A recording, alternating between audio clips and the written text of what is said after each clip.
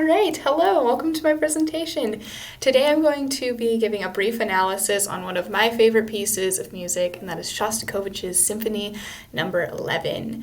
I really love this piece of music because it brings a certain event in history to life, and I just did not know that music could do that. So I just was like in awe after I listened to this for the first time, and it's just always kind of remained special to me after that because it taught me just such a valuable lesson about a subject that I love quite a bit. All right, so to start, I will give a little bit of a history on this piece itself. So Symphony number 11, or as it was officially titled, January 1905, was written by the Soviet composer Dmitri Shostakovich and was premiered in Russia in 1957. So I think that was like right after the end of Stalin's reign, so right in the middle of the Soviet Union and the Cold War. Very fascinating time in history for sure. The piece is detailing the events of the 1905 Russian Revolution, specifically the massacre that occurred on January 9th, 1905. At the Winter Palace in St. Petersburg, Russia, which is known as Bloody Sunday. All right, so for some more historical context on the revolution, the 1905 revolution was actually the first stage of the Russian Revolution. Most people have heard of the events that happened in 1917, the forced abdication of Tsar Nicholas II, the murder of his family, the collapse of the Russian Empire, and the birth of the Soviet Union. However, what a lot of people don't know is that there's actually a precursor to that event, and that happened in 1905. In 1905, there was a lot of unrest in the Russian working class because working conditions and living conditions were so poor for them. Even though the serfs had been emancipated a few years earlier, there was still very much a huge distinction, just like a huge social line drawn in between the aristocracy and the lower class. And so the lower class was treated very poorly because of that. And by 1905, they were getting tired of this. So they banded together and created a series of strikes, which did disable the Russian economy a little bit, but didn't really fully meet its intended goal. So on January 9th, 1905, and by the way, I need to mention, this is the old style calendar, so now January 9th would translate to January 22nd. But according to the calendar at the time, January 9th, 1905, members of the Russian working class gathered together under the leadership of the priest Gregory Gapan to march to the Tsar's Winter Palace in St. Petersburg to petition him to help them better their working circumstances. They were very hopeful that he would help them. There had been like a loss of faith in the Tsar a little bit around this time, but there was still just like a little bit of hope left.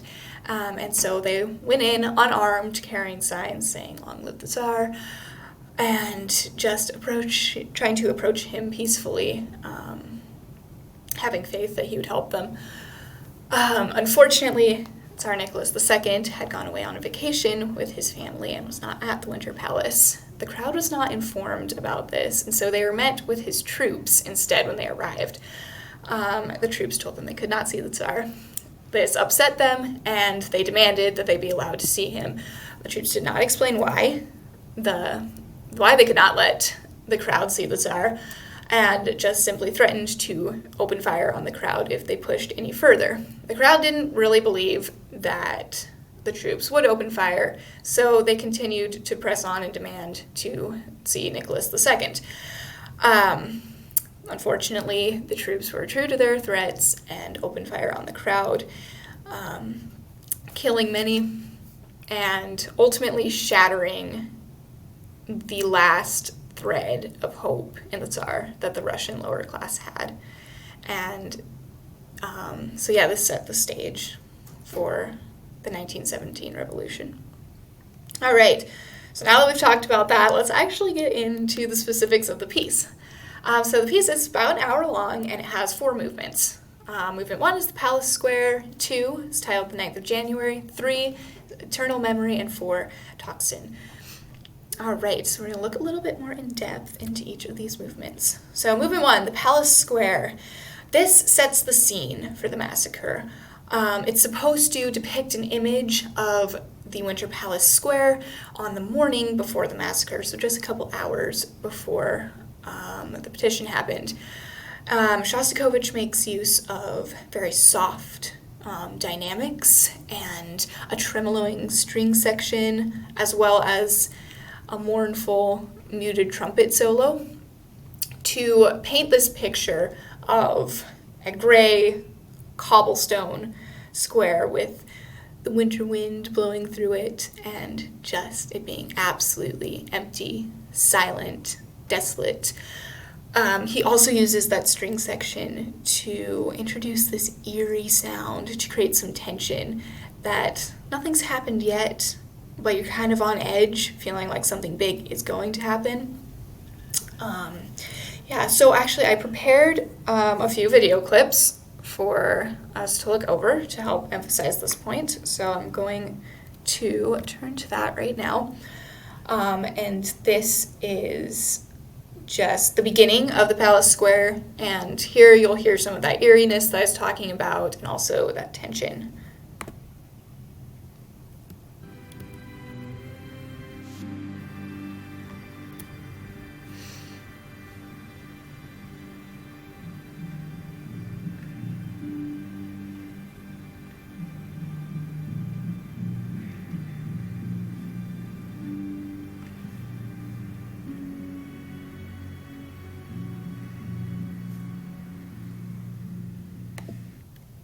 All right, so yeah, you just kind of like hear that tightness, but it's very soft, very still. It just feels like a winter morning, cold, dry winter morning. All right. Oh, it's not gonna let me skip. We'll give it a couple more seconds.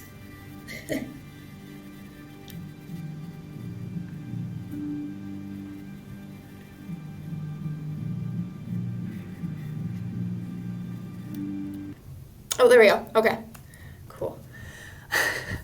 All right, now for the second one, this is just that trumpet solo that I was talking about that just adds more to the air of loneliness and desolation that was created in this first movement.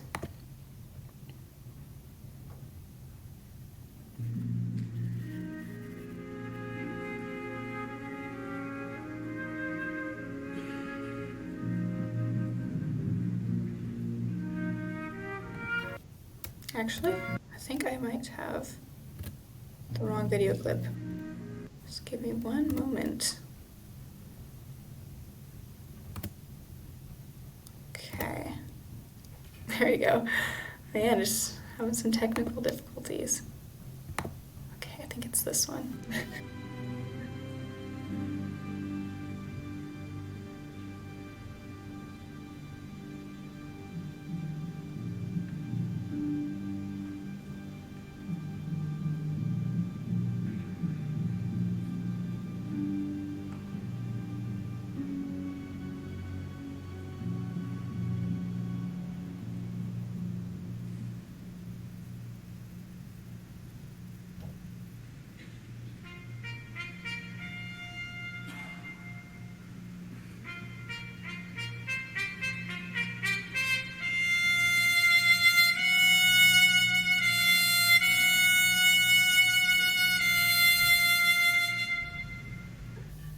All right, yeah, there we go. So there's that trumpet solo that I was talking about.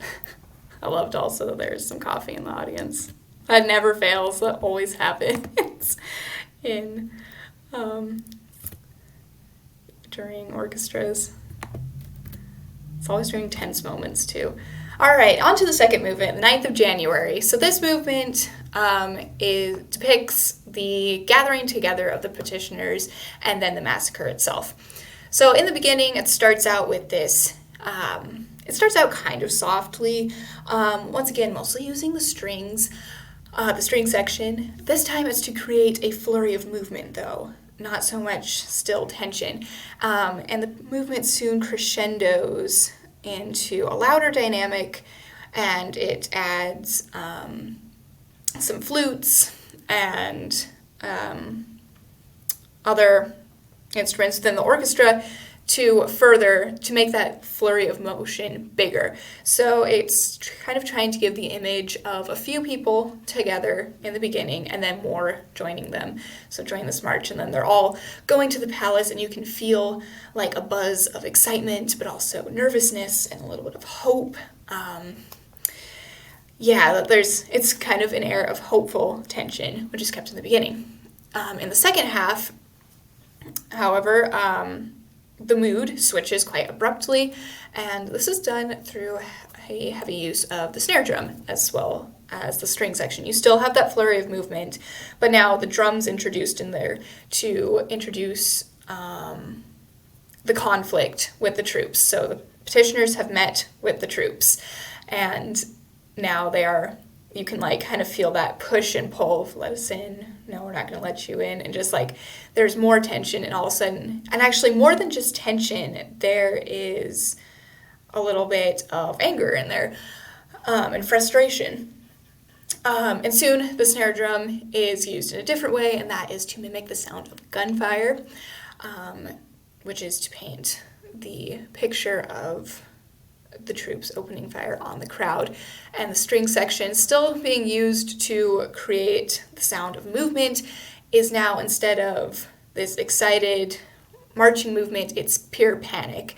And you can almost feel the horror that the crowd would have felt, and the betrayal as well, because they did not expect to be fired upon, especially since they were unarmed.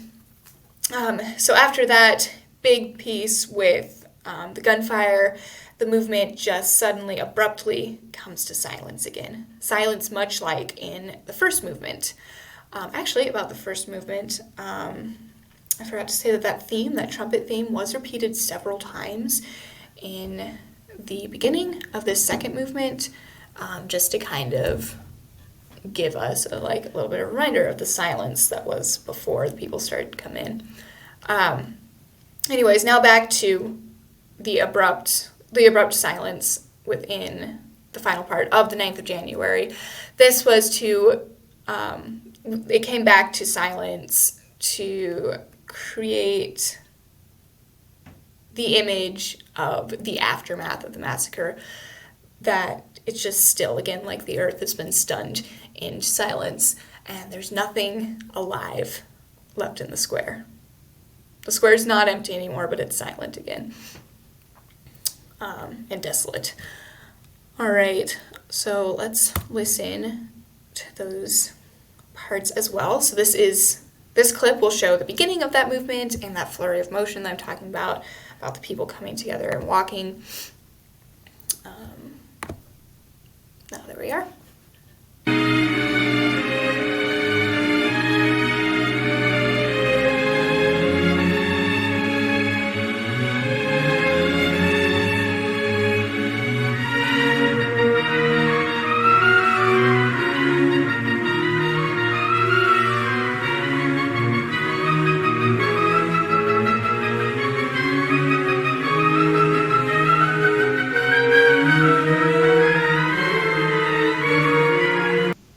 Alright, so yeah, you can hear that. That sounds like there's a lot of people together talking to each other excitedly, and like there's almost like a little bit of mournfulness in there, like the people's like complaints that they're going to bring to the Tsar, and definitely just like this edgy anticipation of something going to happen.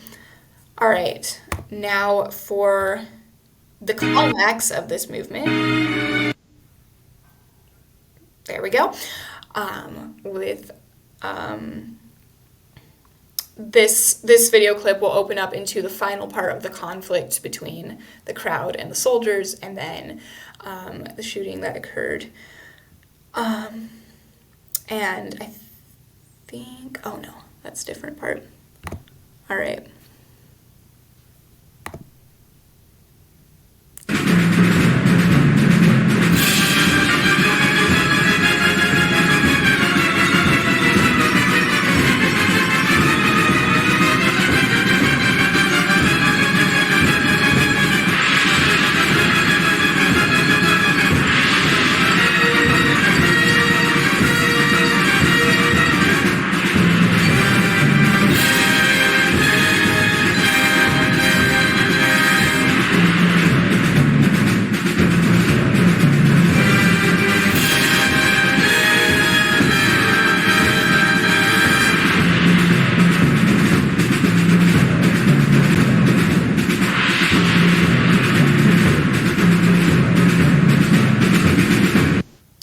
right, so yeah, you can hear that heavy use of the snare drum in this, and also how the strings are being used to keep that sound of movement, but it's no longer like mournful or like tense anymore. It's just full-on chaos. That the petition, whatever outcome they might have expected, has finally reached an outcome. Might not have been the best scenario, it was the worst case scenario, but it's reached its outcome, and now it's just full-blown panic. All right. There we go. All right, so the third movement is titled Eternal Memory, and this is the part of the symphony that's dedicated to a mournful reflection on the lives that were lost that day, and also the grief felt by the Russian people, and also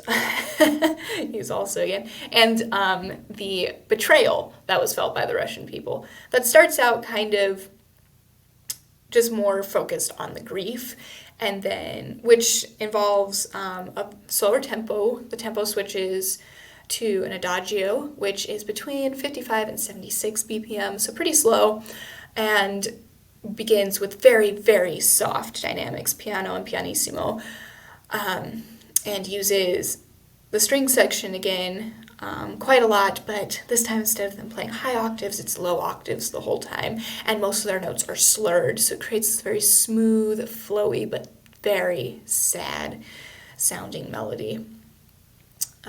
And that is to reflect the grief. Then midway through this movement, the dynamics crescendo into a fortissimo, so a very loud dynamic, and the theme from the second movement is revisited. So that theme that we heard during the gunfire is played again, just not with the intensity that it was played in the 9th of January, but it's played slower and broader and almost angrier. Whereas in 9th of January, that gunfire and that melody was very impersonal to reflect the just how the guards shot at the crowd without giving a second thought about the consequences. And this one's more adding in feeling that people are angry about what happened. And so that's where the grief switches to anguished indignance and this betrayal. And then the whole movement ends again back at pianissimo, so very soft, very quiet. All right, let's listen to that really quick. So this is the beginning of the movement. This is the grief part, and then, all right.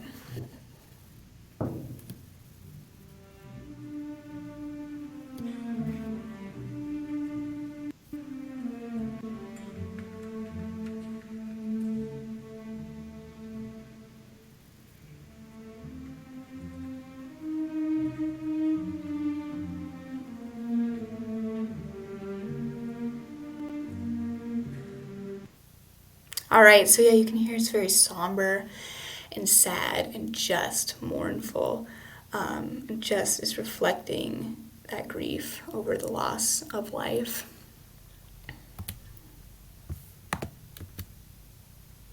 All right. Now the second part is in the middle of the movement when the grief switches more to a little bit of that anger and that betrayal, and where the theme from the second movement is revisited.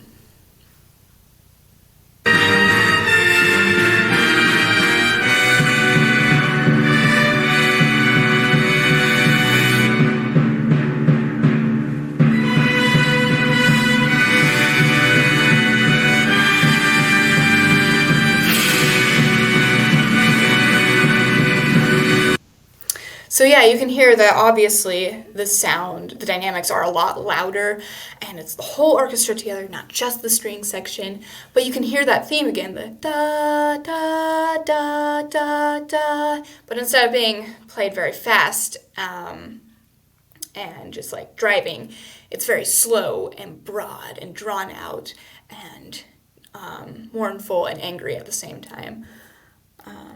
Yeah, I think it's really cool how Shostakovich uses his previous themes throughout this entire piece to just continue on that story. We'll actually see more of this clips to come. All right, so the fourth and final movement of this piece is tocsin, which is a word for alarm. So this switches very abruptly from the soft adagio of eternal memory into a very loud and driving allegro non troppo.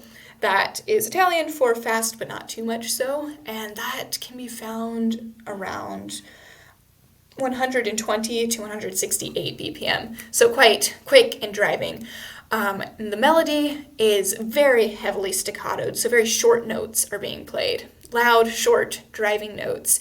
And this segment of the piece is meant to convey the full-blown anger felt by the Russian lower class after the massacre. That no longer are we in grief anymore. They've gotten over the grieving, and now they're angry. Now they want justice and vengeance.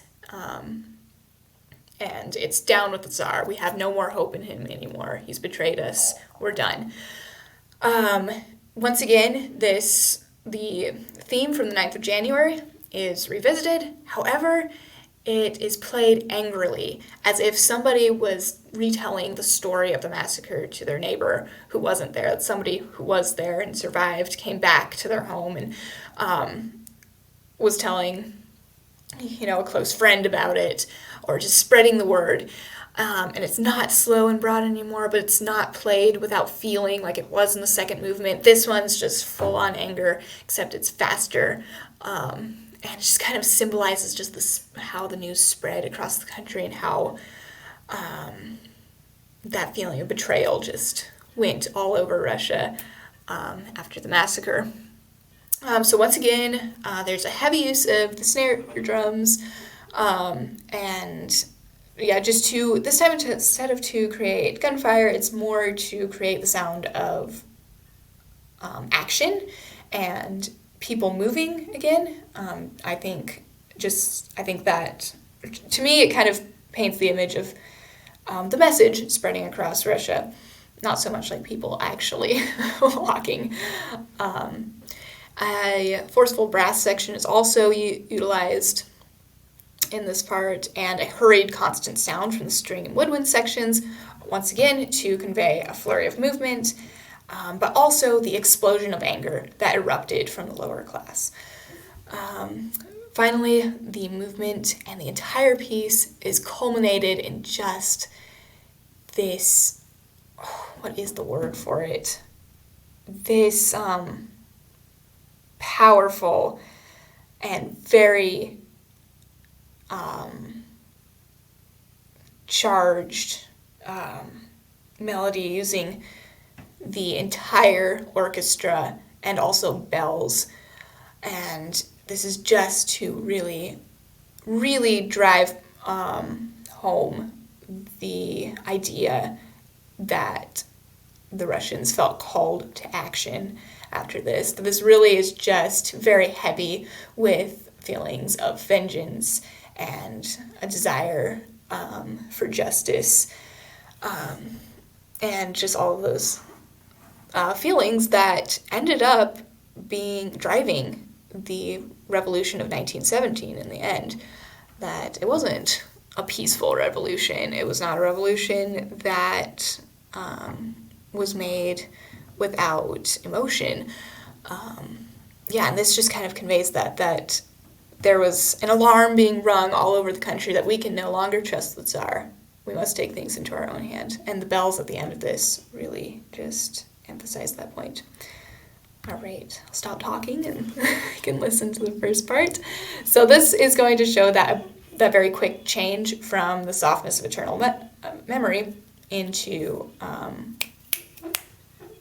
the drivingness of tocsin.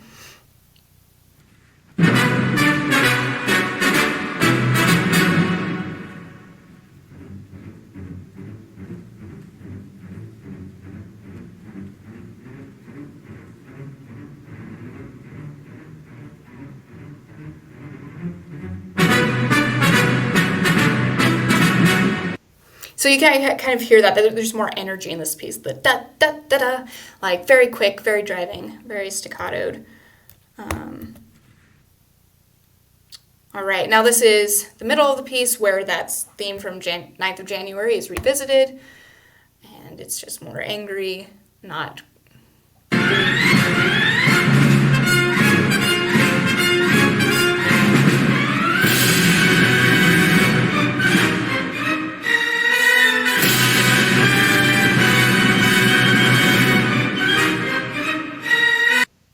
Yeah, so it's kind of like revisiting that theme, like, we cannot believe that the Tsar did this. Let's move. Let's be active and take back what we lost. All right, this is the final part.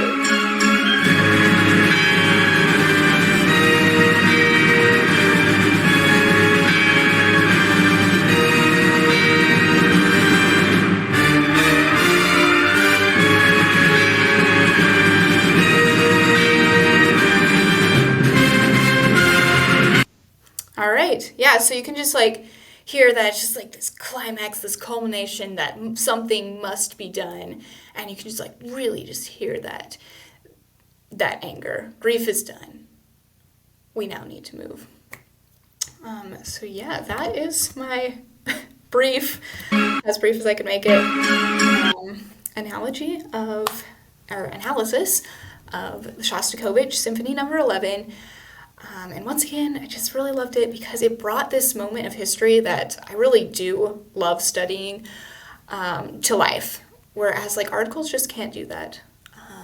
And yeah, I just wanted to share that is a possibility with music, that music can be used to make mundane things have color and have movement and life, and can make you connect with something on a deeper level that you couldn't really connect with the feelings of the lower class after the massacre just by reading it off of Wikipedia.